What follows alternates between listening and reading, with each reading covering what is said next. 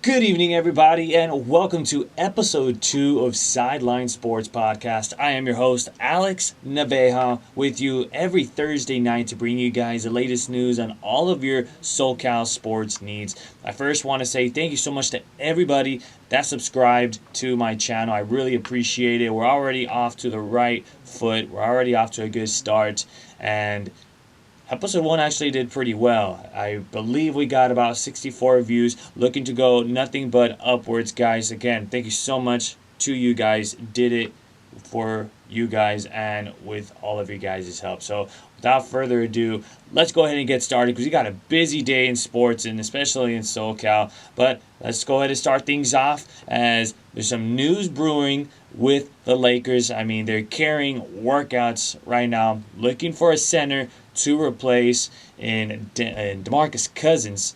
DeMarcus Cousins ended up injuring himself and tore his ACL. Another list of injury list to add to his resume.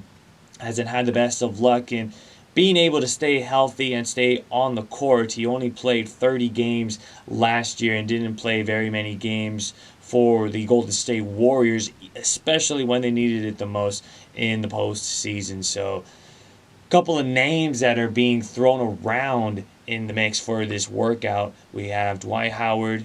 He's actually going to be headlining the workout for the Lakers, along with Joakim Noah and Maurice Spites and former Washington Wizard in Marcin Gortat. So these are some talented centers that the Lakers can make the option to choose who their center is going to be. Problem is, easy choice, of course, you would say Dwight Howard. But remember, Dwight Howard signed with the Lakers in 2012, and they did not have the very best of luck with Dwight Howard. It didn't work out with Dwight Howard. So Howard, in the very next year, ended up taking a contract with the Houston Rockets.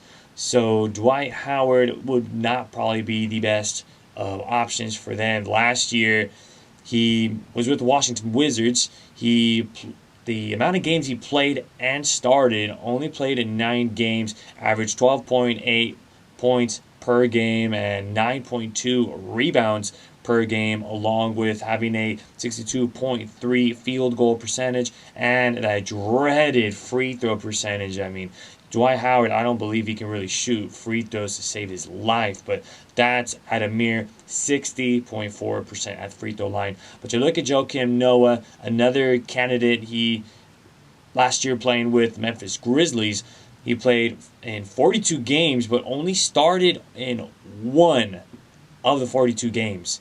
And he's been averaging 7.1 points per game, 5.7 rebounds, and does have 2.1 assists per game. Field goal percentage at a mere 51.6%. Free throw line, much better than Dwight Howard's, going at 71.6%. But if you ask me, those are not the right options for the Lakers, just considering you got to look for the guys that are good for the locker room, especially when you have a guy like LeBron James that's running the whole entire show for the Lakers. I mean, they picked up Anthony Davis, and those guys are really getting along quite well, Anthony Davis and LeBron James. Anthony Davis just threw the first pitch on Lakers night on Tuesday night, so he was there in attendance at Dodger Stadium throughout the first pitch, got to hang out with the boys in blue, also got to hit in the cages as well and realize that the game of baseball is not as easy as it seems. So Anthony Davis getting a hold of his new city, his new home, getting accustomed to being here in the city of LA, and I would say city of champions, potentially maybe the Dodgers brewing something, but I'm getting a little ahead of myself right there. But Anthony Davis, LeBron James, got to find some more guys that can be a very good mix and a very good chemistry guy, and most importantly, the guy that's going to be really good in the locker room, not a guy that's going to really cause conflict inside of the front office or even inside of the locker room. And I really believe that those two first options are not the way to go if you're the Lakers. Now, you eliminate those two, put those away, and now you look at Maurice Spites and Marcin Gortat. Those are I would say those are some pretty good options. I still believe Gortat may be the better option as well. You look at this guy last year playing with the Clippers, currently playing overseas for Europe. He had 47 games played, and as far as starts, he started on 43 of those 47, averaged 5 points a game with 4.1 rebounds per game, 1.4 assists per game, has a 53.2 field goal percentage, and has a 73% free throw line. So I really believe that Gortat would potentially be the better option. This was somebody that helped out the LA Clippers and has a lot of familiarity there with the city of LA already. So I believe he'd be a better option as well. And just Gortat being that center that can have a good shot, mid-range shot right there, and be able to help out the most as possible. So at the end of the day, it's going to be who shows up in the workout, who's the one that's going to be physically conditioned and mentally conditioned, because I believe in every sport you got to be mentally strong before you can be physically strong. So as far as the Lakers are concerned, the workouts already in session. They're going to come out with the final decision pretty soon, so don't sleep on the decision to be made. So now, let's talk a little bit of baseball now. We're going to talk some Dodgers talk. Right now, they came out with a statement that Julio Urias is suspended for 20 games for a domestic violence allegation. And I really believe that, of course, what he did was not right. But when it comes down to the Dodgers aspect and the coverage aspect, they're going to need him down the stretch. Luckily, it's only 20 games. He will be back in September. I would say at least the first week of September, maybe even the second week of September. He's already served 5 games, and this is a guy that can either be put in the starting rotation or it could be a bullpen piece. But if I were the Dodgers, I'd probably put him in the bullpen just because that's where most of the need is at. You already have the three-headed monster in Hyun-Jin Ryu and Walker Buehler and in Clayton Kershaw, all 3 studs right then and there.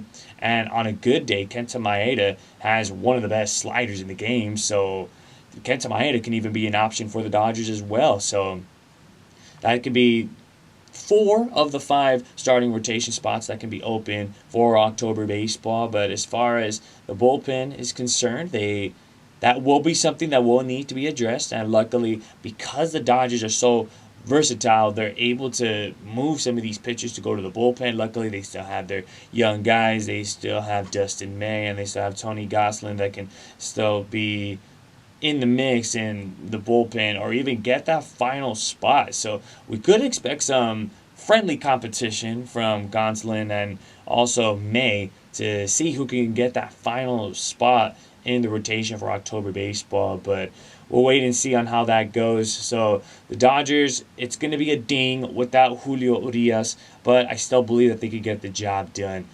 But let's talk about the elephant that's in the room right now. I mean, the Dodgers, they're playing against the Blue Jays. Of course, take care of the business, move forward, let's get those wins. I mean, after Tuesday's game, going off and scoring 13 runs that night. Wow, it's very impressive that Dodgers offensive confidence just continues to grow each and every game that they play. It's just not even funny. It's ridiculous what these guys can do.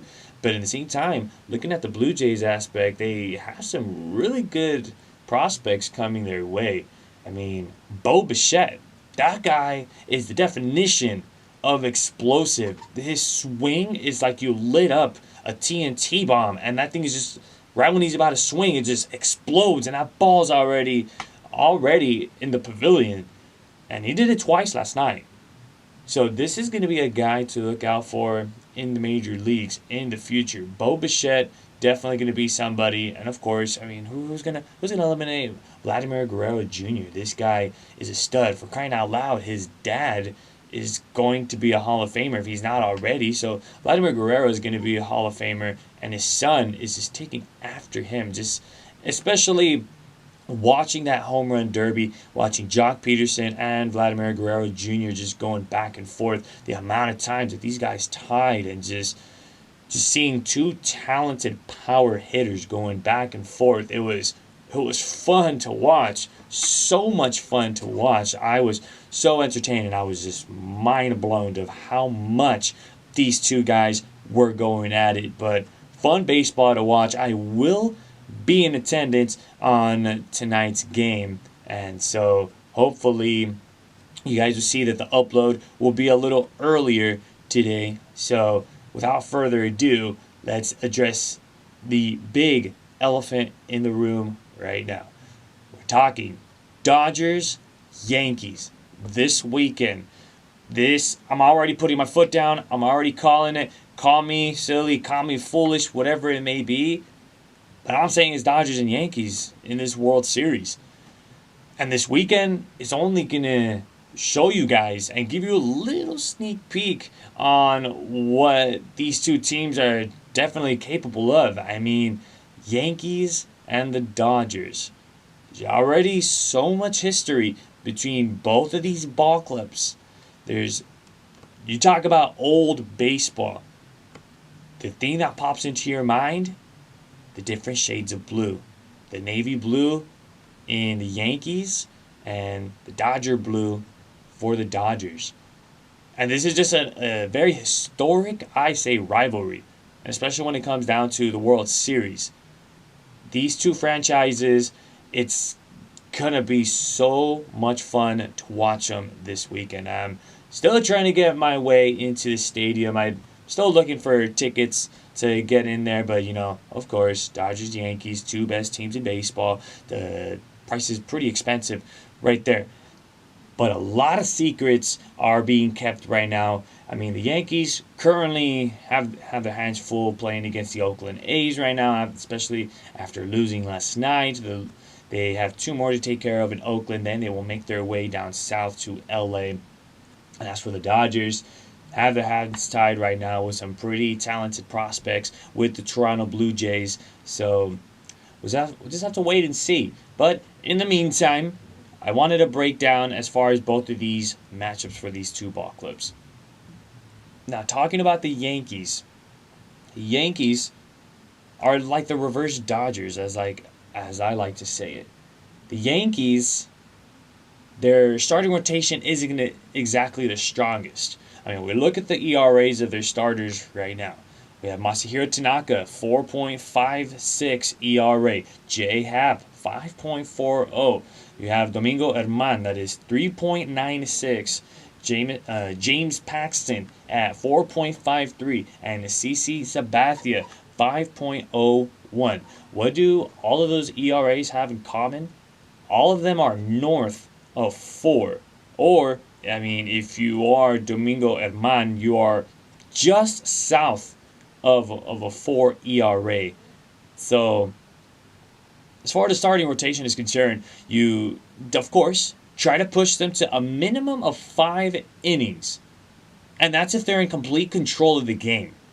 If they're not in complete control of the game, then it's going to lead to trouble. Despite them having a very deep bullpen, look at guys like Aroldis Chapman being their closer. They have Adam Ottavino. They have Zach Britton. They have some really talented arms in that bullpen. But remember, look at who they're playing against too. The Dodgers can flip the switch just like that at any given moment. And the big thing that the Dodgers have been associated with and have been very big for is getting those 2-out runs. That just goes to show you how much of a difference the Dodgers have made and the adjustments that they've made for this year. That's a very big category to be judged on, just on the 2-out runs. Usually nothing goes on with 2 outs, but the Dodgers have just been getting it done, just having so much confidence there at the plate. So if you're the Yankees, you really need to expect the best from your starters. And if they can't go deep into the game, then expect a very long ride from your bullpen. And of course, they have a very solid bullpen, and that's what's getting them through games. And if you ask me, the bullpen is going to be keys to even contending in the playoffs and contending in the playoffs and in the World Series. Just to be playing day in and day out. that bullpen has to be insanely reliable and has to just be top notch. So, of course, we're talking about the New York Yankees, the big boppers that have a ton of those on their lineups. And some guys that we least expect to be big boppers, like Aaron Hicks, this guy's having a great year. This guy's in the middle of the lineup. He is the third or even fourth hitter in the lineup, maybe before or after Aaron Judge. And remember, Aaron Judge, the big bopper himself, that hit over 60 home runs last year. Unfortunately, this year he's been hit with the injury bug. I don't see anything changing, even though he was injured during this season. I still don't see him any different. I would still be very careful with Aaron Judge. You have Judge, Hicks, you have Gardner. Gardner is your do not sleep on him type of player. You see him and you think, oh, this guy's just a contact hitter. He's just going to try to get on base just to get on base and then steal some bases. No. This guy is another strong hitter. This guy will take you deep if you leave one down the middle or in his sweet spot, and he will take you deep and he will make you pay and he will make you regret it. And we haven't even talked about their young prospects yet. We haven't even talked about their young talent. They have Gleyber Torres. They have Urshela. They have so many young guys that are helping them out. So the Yankees, I like to say, are almost like the American League version of the Dodgers, because now let's talk a little bit about the Dodgers. The Dodgers have all of their young prospects that have been helping them get through things. Seager, Bellinger, of course, Buehler's been helping them out. Alex Verdugo still on the IL right now, but a lot of it getting done with the prospects. How can I forget Will Smith too? This guy just went yard on Tuesday night. So this guy, expect him to be a candidate for Rookie of the Year as well. I'm not sleeping on Will Smith on that. But as far as the Dodgers are concerned, their starting rotation is going to have to take them as deep as possible. And luckily for the Dodgers, they're going to have their strong pitchers. Expect Ryu to get a start. Expect Kershaw to also get that start, which we will talk about later down the show. But expect those two to be of big help. But after those guys are out, what do? Well, you got to have confidence in your bullpen. You got to make sure that the guys are shutting it down, and you got to make sure that you got to be careful with what pitches that you throw, because the Yankees, with one swing of the bat, could completely change the whole entire game. So I have a lot of confidence in the Dodgers offense and the starting rotation. That bullpen could still be a question against a heavy contender team like the Yankees. So real quickly, let's shift gears right now and let's talk a little bit about the Angels. And the little thing I want to address is this little game that maybe you guys haven't seen it, but it's something that brings my attention. But I love this back and forth MVP play that Mike Trout and Cody Bellinger are doing right now. These guys are going back and forth to see who's going to be the home run champion. I know there's no such thing as a home run award, but these two are going back and forth to see who's going to hit the most. Currently sitting at 42 home runs, both of them just going back and forth. Bellinger will hit one, and Mike Trout will answer back and say, hey, I can hit one too. You realize that, right? So they'll just go back and forth. Bellinger will be one up Trout. Then Trout will be right there. Then Bellinger again. Then Trout will come back up. And it's just a back and forth affair, and I love it. I love to see two talented hitters just going back and forth and just trying to see who's going to be the better end. There's still the competition of Belly and Yelly, but right now I'm paying full attention right now of Trout and Bellinger right now. So some really good baseball right there. Hey, pay attention to that, because that's going to be a big deal. And this is why I love SoCal, because both SoCal sports are just doing some pretty cool, interesting things.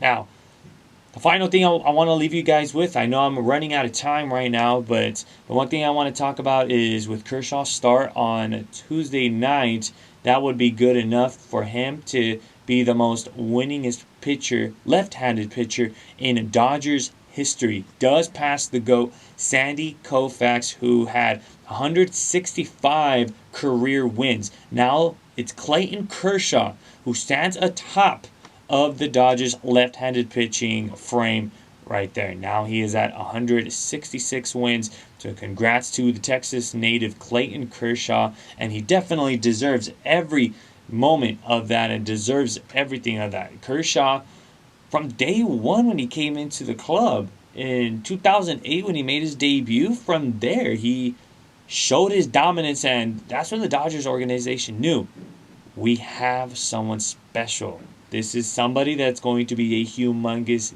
deal. So Kershaw, it continues to be Kershaw. And him knowing that he has help like Hyunjin Ryu and Walker Buehler and Kenta Maeda to help him out throughout this season and the playoffs, he knows that he doesn't have to entirely put the team on his back. I really think that's what's been helping him with this confidence and really helping him push through, not put a lot of pressure on his back because he was going through some lower back injuries and still trying to sustain that. But he's been under control lately, and that injury looks like it's no more because he knows he has other pitchers that can help him out. If he knows, hey, I'm not gonna put the team on my back because I know I have other pitchers that could pick me up the very next game or even the game before. So congrats to a huge milestone for Kershaw, and it's going to be very interesting to see when Sandy Koufax sees Kershaw there at Dodger Stadium, and we can definitely expect Koufax to be there this weekend against the Yankees. So going to be some interesting baseball. Don't want to miss out. Friday's game is a 7:10 first pitch time, and that one will be on Sportsnet LA. Saturday's game, I believe, is going to be aired on Fox, and it's a very early 1 o'clock start. And on Sunday, it is a 4:08 first pitch time. That one will be Sunday Night Baseball over on ESPN. So that's all the time I have, guys, today for Sideline Sports Podcast. I thank you so much for tuning in today. Don't forget, if you guys want to stay tuned with everything on the Sideline Sports Podcast, follow me on Twitter. That is at AlexJNaveja. My Instagram is at AlexNavejaSports. And my Facebook, it is Alex Naveja. And of course, don't forget to check out my SoundCloud and my Audio Mac. And of course, hopefully you guys are enjoying these episodes of the podcast. Make sure to hit the like button, even subscribe to the channel, and of course hit the little bell button to give you guys the notifications on when these new episodes will be coming in. Remember, today will be a little bit of an earlier upload, but again, thank you so much for tuning in, guys. Have a good evening, everybody. I'm Alex Naveja, signing off.